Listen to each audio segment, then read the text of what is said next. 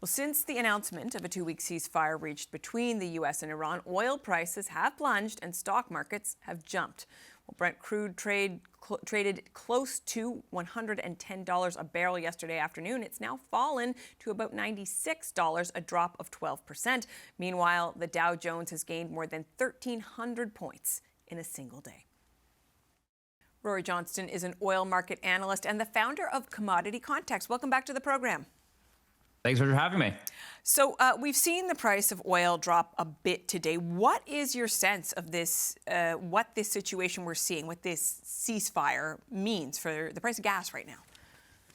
I'd even say a bit more than a bit. I mean, relative to the pre-ceasefire levels yesterday evening, prices are down at their peak over $20 a barrel, which is a massive move intraday. And I think this is obviously being triggered by the announcement of the ceasefire proposal. But as we've seen in the first day of the ceasefire thus far, there's a lot of fire still going on in the Middle East. We've seen multiple attacks on both sides of the Gulf.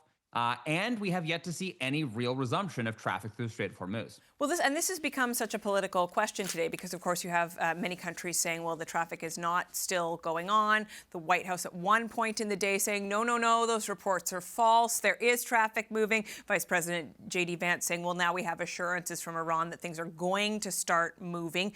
Tell me what you're seeing as you're looking at this flow. If anything today, from the sources that I've been looking at, the flow of ships through the Strait has actually been reduced today relative to the higher levels that we had actually seen over the past couple of days. I think the important thing here is that Iran had been gradually allowing more ships to pass through the Strait as the conflict progressed.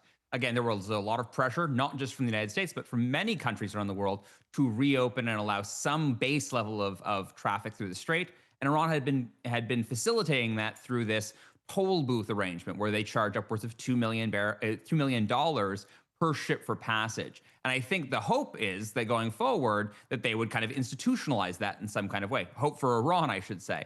But as of yet, there have been multiple claims. The Speaker of the Iranian Parliament has claimed that there were material violations of the ceasefire on the first day.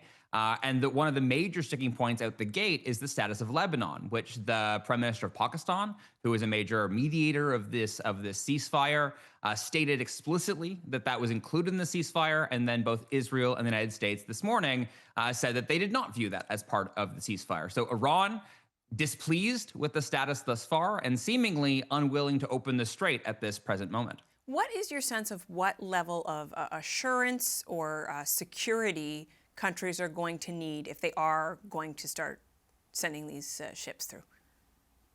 I think in the immediate term, it's not even countries. It's a question of the actual crew and the captains of those ships themselves about whether or not it feels safe. And I think at the end of the day, most people are seemingly following the instructions of the IRGC, the Iranian Revolutionary Guard Corps, that has been controlling the strait thus far. So as of yet, I think if Iran was to allow these ships to pass, even with charging the toll, I think many ships would pay it. $2 million sounds like a lot of money, but for a 2 million barrel tanker, it's only $1 a barrel. That's steep in a transit fee, no doubt, but is vastly kind of affordable in the scheme of the current dislocation in the oil market. I think many countries would be tripping over themselves to pay that fee if they were allowed to do so. But Iran also has no interest in the interim to release the pressure that's been building on the global economy, because as soon as it does that, it loses its leverage in those negotiations. So Trump wants a wide open strait during any kind of ceasefire negotiations. But given that Iran is in the driver's seat on passage through the strait at this point, its interest seems to be served by at least, even if they allow some increased traffic, they want to keep the pressure on until they get some kind of concrete assurances, whatever those could look like, that they won't be attacked again. Quickly on this question of tolls, Donald Trump did actually say earlier today that there was perhaps some interest in the U.S. also getting involved in this toll scheme. And I just wondered what you made of that. I mean, it's ludicrous. I think, on its face that the United States would be charging tolls for passage through the Strait of Hormuz in the Middle East Gulf. Obviously kind of an exceptionally bizarre statement from the White House, and one that was kind of walked back hours later when they were saying that no, an open strait does not involve any IRGC control or these tolls being charged. So I've been calling this, Schrodinger's ceasefire, and it seems increasingly that many people on both sides of the strait, both sides of the conflict, continue to believe that they and their interpretation of the rules are what the ceasefire is guaranteeing. And so far, the other side is in polar kind of opposite disagreement with that. Rory, even if we saw a best case scenario and the strait really did truly reopen more broadly to traffic, just remind folks again, I mean, how long are we going to be seeing sort of these stickier, higher oil prices based on predictions? I think, the immediate impact would be lower prices for futures contracts, but you and I as consumers, we are mostly facing spot markets that continue to be starved of this product. Again, tankers have not resumed at the Strait of Hormuz.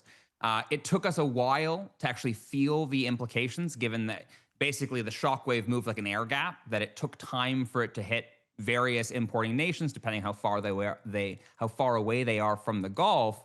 But by the same token, even once the flow resumes, it's going to take 4 to 6 weeks to feel that supply hit these shores again. So, at a base level, it feels like things are going to get tighter before they get more affordable. They are remarkable times. Appreciate your expertise and your insights in making sense of it all. Thank you, Rory Johnston.